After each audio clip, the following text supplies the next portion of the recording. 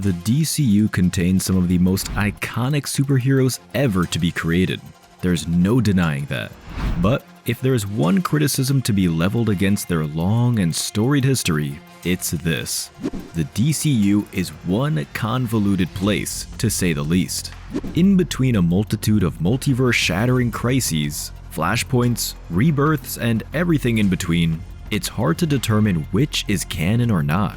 But we here at KRTV Marvel are optimists, and we like to think that as long, winding, and complicated DC's canon might get, it nevertheless provides creators with more avenues to tell stories that would otherwise be ill-fitting for their mainline universe.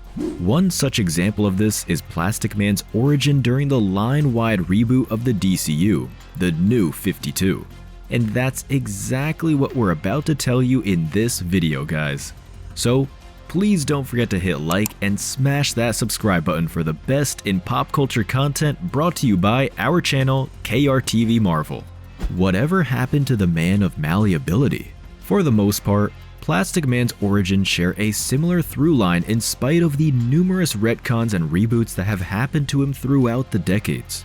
After all, you have to keep things fresh for new and old readers alike, especially for a character like Plas, who's been around for nearly a century at this point. However, perhaps no other retcon of Plastic Man's origin could match his introduction in the New 52, especially if you're looking at it in terms of how foreboding and grimdark this one is. The events that we're about to tell you are part of the Forever Evil event, which sees the crime syndicate, evil versions of the Justice League from an alternate reality, try to take over the mainline DCU, also known as Prime Earth, in a bid to expand their territory. This inadvertently leads to the birth of the superhero that will eventually be known as Plastic Man. It starts off with a flashback that happened in Earth 3, one of the many alternate realities in the DC multiverse. We're in their version of Gotham City, and we see the Waynes, Thomas, Martha, and a young Bruce walk towards a dark alley after seeing a movie. Now, you all know how the rest of the story goes, right? Some thug accosts the Waynes, which eventually lead to Martha and Thomas getting shot, and ultimately spurs Bruce into becoming Batman. Not on Earth 3 though, because it gets much, much darker than that. In this story, we see Thomas Wayne Jr., Bruce's brother, and the Waynes' eldest son stop the three at gunpoint in the middle of Crime Alley. He calls on Bruce to stand beside him so that they can go through with their plan, murder their parents so they can take the Wayne inheritance for themselves.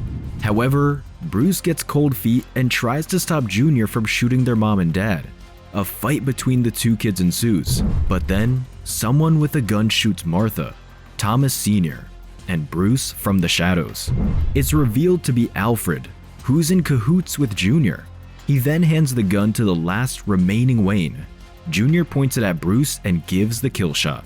And with that, Owlman, Earth 3's evil version of the Dark Knight, is born. See, we told you it was going to be dark, but this is probably just another Tuesday if you're a resident of Earth 3. Flash forward to the future, and we're now in Chicago on Prime Earth, the mainline reality of the DCU. A 2-bit gangster named Eel O'Brien and his associate, Shanks, are at a warehouse with other mobsters. They're about to have a meeting to discuss the arrival of the crime syndicate and how it's going to affect their business.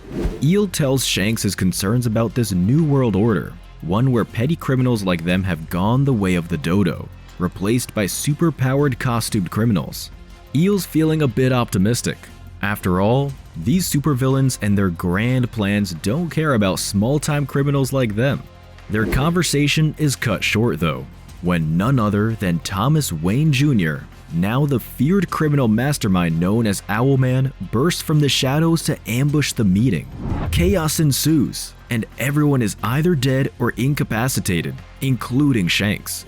Eel sees his friend lifeless on the ground before a stray bullet hits him in the shoulder. He looks up only to see that a drum containing green chemicals is about to fall over him. Eel can't react quickly enough, and he gets doused with the liquid. He screams in agony as it literally melts him. A few moments later, in the aftermath of Owlman's rampage, a gnarled hand rises from the ground. its owner can only mutter the words, "Help." Then, it's revealed that Eel is still alive.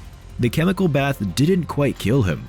Instead, he's become this living puddle of rubbery ooze emerging from the grounds of the warehouse. And from there, Plastic Man is born. Sometime later, Owlman has the 3 remaining crime bosses of Chicago hanging upside down from a building. He tells them he only needs one person to lead all the crime families of the city, who then serves directly under him. So, like any criminally insane psychopath, he drops the 2 of them from the building and leaves Bertinelli, the only guy who told him he'll do anything Owlman says, alive. He then brands the crime boss with the Owlman insignia and tells him, "Your family is now mine."